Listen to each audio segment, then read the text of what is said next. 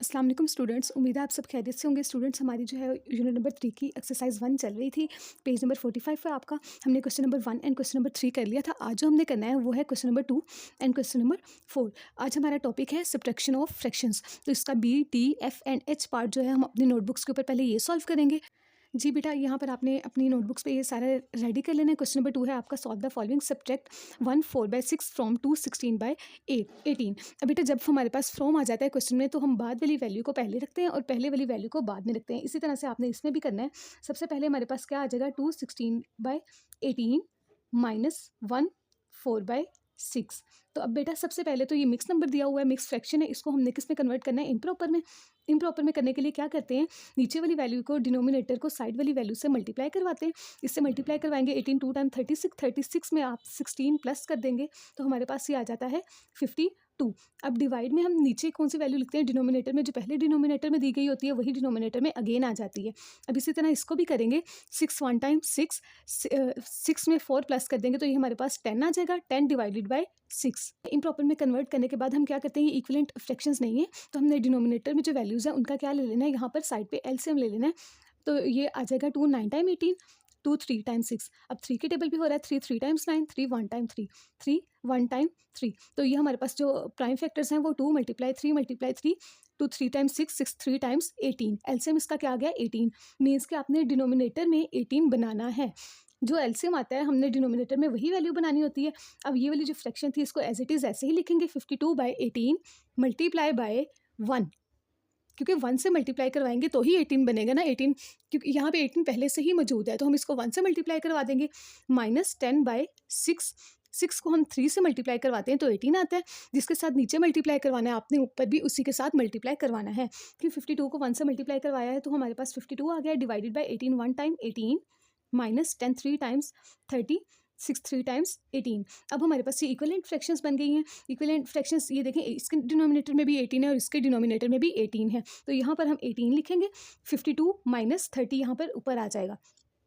52 में से 30 माइनस करेंगे तो हमारे पास क्या बनेगा, 22 डिवाइडेड बाई 18। अब बेटा हमें पता है कि जब हमारे पास दोनों वैल्यूज़ एक ही टेबल पे कट हो रही हो तो हम उसकी कटिंग करते हैं पहले। ये 22 है, ये भी इवन नंबर है और ये भी इवन नंबर, तो 2 11 टाइम 22 एंड 2 9 टाइम 18। अब बेटा ये कटिंग नहीं होती तो हमारे पास क्या आ जाएगा, 11/9।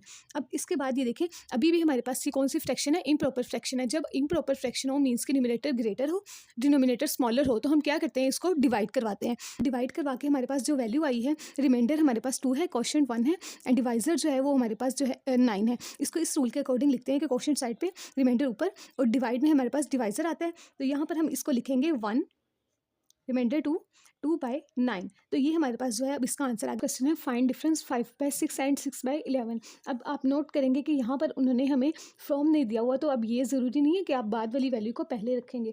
तो सबसे पहले हमारे पास यहाँ पर क्या आएगा, इक्वल का साइन लगा के आपने क्वेश्चन को लिखना है एज इट इज़। क्या दिया हुआ है, 5/6, डिफरेंस का मतलब है माइनस।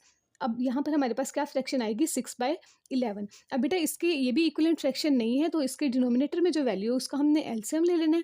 तो 2 के टेबल पे करेंगे, 2 3 time 6, 11 as it is, 3 1 time 3, 11 इसी तरह से आ जाएगा। अब 11 के टेबल पे किया 11 1 टाइम 11। तो यहाँ पर एलसीएम लेने के लिए हम इसके फैक्टर्स लिखेंगे, प्राइम फैक्टर्स।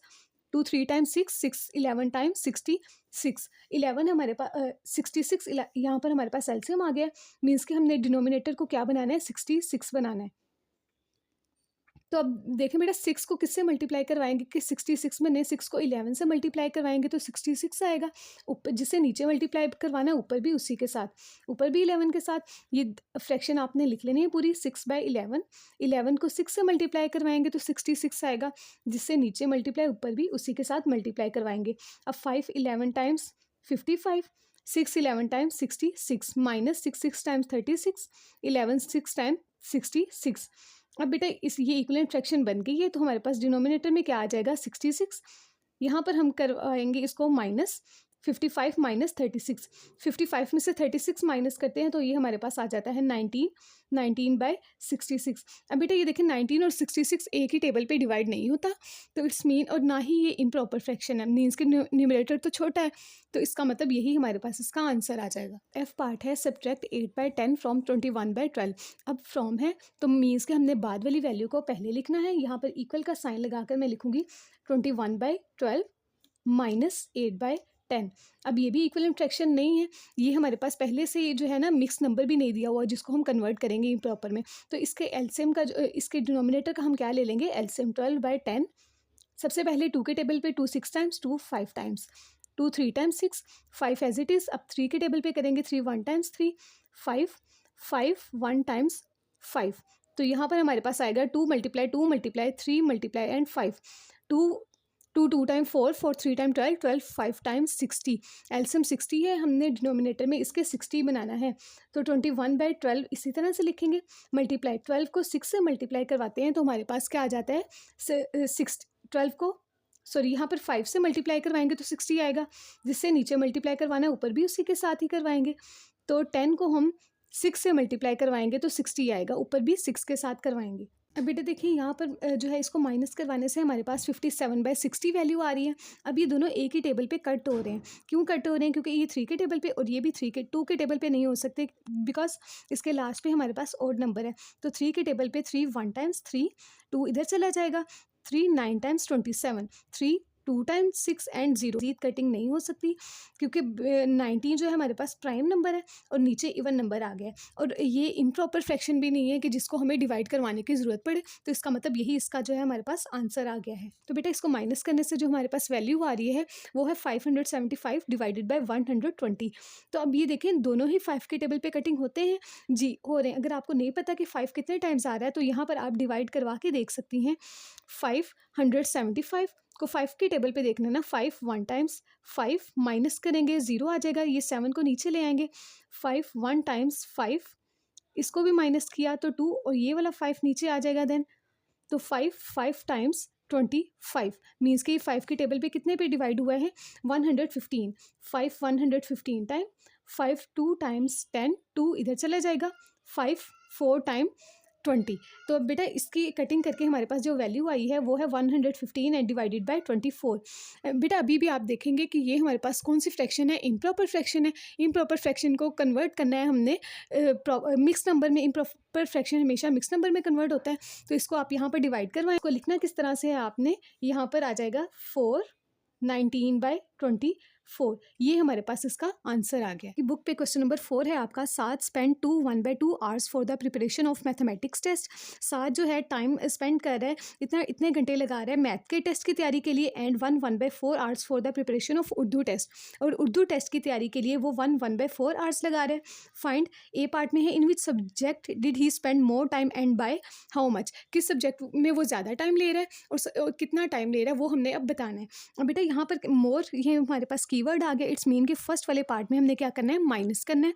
इसकी स्टेटमेंट क्या बनेगी वो देख लें, time spend for maths test, and second statement होगी time spend for Urdu test. Third statement क्या बनेगी, more time spend for maths test में वो ज़्यादा टाइम लगा रहा है, इट्स मीन कि यहाँ पर हमारे पास थर्ड स्टेटमेंट ये आ जाएगी। बेटे मैथ्स टेस्ट में जो टाइम लग रहा था वो हमारे पास था 1/2 आवर्स, एंड हमारे पास जो उर्दू के टेस्ट में 7 जो है वो टाइम ले रहा है वो है 1/4 आवर्स। ये आपने आवर्स साथ में लाजमी लिखना है, इसका यूनिट है ये। अब मोर टाइम स्पेंड, इट्स मीन कि हमने इसको माइनस करना है, तो यहाँ पर सबसे पहले वैल्यू आएगी 2 1/2 आवर्स माइनस 1/4 आवर। अब बेटा ये मिक्स नंबर है, इसको कन्वर्ट करेंगे आप ये इम्प्रॉपर फ्रैक्शन में, 2 2 टाइम 4, 4 में 1 प्लस कर दिया 5/2 आवर्स। अब यहाँ पर ना भी लिखें, बस लास्ट पे आंसर में लिख दीजिएगा 4 1 टाइम 4, 4 में 1 प्लस कर दिया 5 और नीचे क्या आ जाएगा 4। अब बेटा 2 और 4 का एलसीएम लेंगे तो 2 1 टाइम्स 2, 2 2 टाइम्स 4, 2 1 टाइम्स 2, तो यहाँ पर जो हमारे पास एलसीएम आ गया है वो है 4। डिनोमिनेटर में क्या बनाना है, 4 बनाना है। 2 को 2 से मल्टीप्लाई करवाएंगे तो 4 आएगा, जिससे नीचे मल्टीप्लाई करवाएंगे ऊपर भी उसी के साथ, 4 को 1 से मल्टीप्लाई करवाएंगे तो 4 आएगा।